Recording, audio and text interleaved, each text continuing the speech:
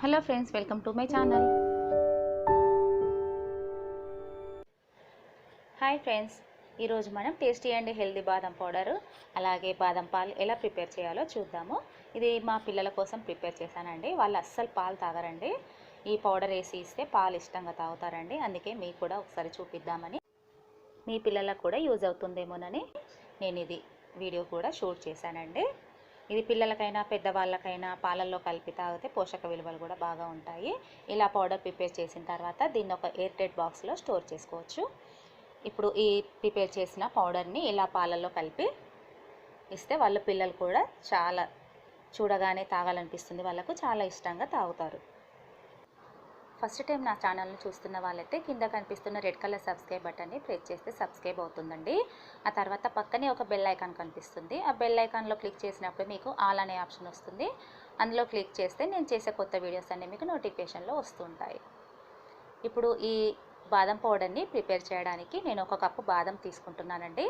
ఈ ఒక కప్పు బాదంని ఒక ప్యాన్లో వేసి కొంచెం వేడి చేయాలండి. స్టవ్ని లో ఫ్లేమ్లో పెట్టి వేడి చేయాలండి. ఇవి వేడవుతుంటే కూడా మనకు తెలుస్తుంటాయి, అది సువాసన అనేది వస్తుంటుంది. చూడండి, ఇప్పుడు కొద్దిగా వేగాయి. వీటిని ఇంకా కొంచెం వేయించుదాము. ఇప్పుడు చూడండి, ఈ వేగిన బాదంని మనకు తెలుస్తుంది. ఇక్కడ కొంచెం ఇలా పగిలినట్టు ఇలా వైట్ వైట్గా వచ్చాయి కదా, అలా వస్తుందన్నమాట. ఇలా కొంచెం వేయించుకోవాలి. ఈ వేయించుకున్న ఈ బాదంని మనము ఒక ప్లేట్లో పోసి చల్లారబెట్టాలి. ఇలాగే వేడి మీదే మనము మిక్సీలో వేసి గ్రైండ్ చేయడం వల్ల పొడి ముద్దగా వస్తుందండి. అందుకోసం ఒక ప్లేట్లో పోసి ఇలా చల్లారనివ్వాలి. చల్లారిన తర్వాత మనం గ్రైండ్ చేసుకుంటే ఈ పొడి అనేది మంచిగా పొడి పొడిగా వస్తుంది. ఇప్పుడు ఇవి చల్లారనిద్దాము. ఈ బాదం చల్లారే లోపల మనం ఇప్పుడు చక్కెరను కూడా గ్రైండ్ చేసుకుందాము. దీనికి నేను 1.5 కప్పు చక్కెర తీసుకుంటున్నానండి. ఇక్కడ ఇందులో ఇంకా 1/2 కప్ చక్కెర పడుతుందండి. మా పిల్లలు ఎంత చక్కెర వేసినా కూడా మళ్ళీ పాలు తాగేటప్పుడు మళ్ళీ కొంచెం చక్కెర కావాలంటారు కాబట్టి నేను ఇక్కడ 1.5 కప్పు చక్కెర మాత్రమే తీసుకున్నానండి. అలాగే 3 యాలకులు కూడా తీసుకున్నాను. ఇవన్నీ కలిపి గ్రైండ్ చేయాలి.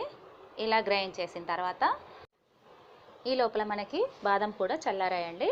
ఈ చల్లారిన బాదంను కూడా మిక్సీలో వేసి మళ్ళీ ఒకసారి గ్రైండ్ చేద్దాము. ఇందులో పసుపు కూడా యాడ్ చేయాలండి యాక్చువల్గా అయితే, కానీ నేను ఇది మిక్సీ పట్టిన తర్వాత నాకు గుర్తుకొచ్చింది, తర్వాత యాడ్ చేశాను నేను పసుపుని. చూడండి, పసుపు యాడ్ చేసి మనం మిక్సీ పట్టినప్పుడు ఈ పొడి ఇలా వస్తుంది. ఇలా గ్రైండ్ చేసిన బాదం పొడిని నేను ఇప్పుడు ఒక ప్లేట్లో పోసి చల్లారనిస్తున్నానండి. ఇలా చల్లారిన తర్వాత మనం స్టోర్ చేసుకోవడం వల్ల అది ఎక్కువ రోజులు నిల్వ ఉంటుంది. అందుకని నేను చల్లారబెడుతున్నాను. ఇప్పుడు ఈ పౌడర్ చల్లారే లోపల బాదం పాలు ప్రిపేర్ చేస్తున్నాను. ఒక గ్లాస్లో 1 టీ స్పూను బాదం పౌడర్ వేసానండి. ఇందులో చక్కెర కూడా నేను తక్కువ యాడ్ చేశాను కదా, ఫస్ట్ చక్కెర కూడా వేసానండి. ఆ పార్ట్ ఇక్కడ మిస్ అయిందండి, ఆ క్లిప్ మిస్ అయింది. ఇప్పుడు ఇందులో వేడి పాలు పోసి బాదం పౌడర్ అంతా కలిసేట్టు స్పూన్తో ఇలా కలిపి ఇలాగైనా తాగొచ్చు. ఈ పాలు చల్లారిన తర్వాత ఫ్రిడ్జ్లో పెట్టి అలా కూడా తాగొచ్చండి. మీ ఇష్టం అండి, ఎలాగైనా తాగొచ్చు. 2 విధాలుగా తాగొచ్చు ఈ పాలని. ఇంకా పిల్లలకు తాగడానికి అట్రాక్టివ్గా ఉండాలంటే పైన నుండి ఇలా కట్ చేసిన బాదం వేస్తే కూడా ఇలా కూడా చూడడానికి వాళ్ళకి తాగాలనిపిస్తుందండి. చూడండి, ఇప్పుడు బాదం పాలు రెడీ అయ్యాయి. మనము బాదం పాలు ప్రిపేర్ చేసే లోపల ఇందాక మనం చల్లారపెట్టిన ఈ బాదం పౌడర్ కూడా చల్లారిపోయిందండి. దీన్ని ఇప్పుడు ఇలా ఎయిర్ టైట్ బాక్స్లో పెట్టి స్టోర్ చేసుకోవాలి. ఇప్పుడు ఈరోజు క్వశ్చన్ అడుగుతానండి.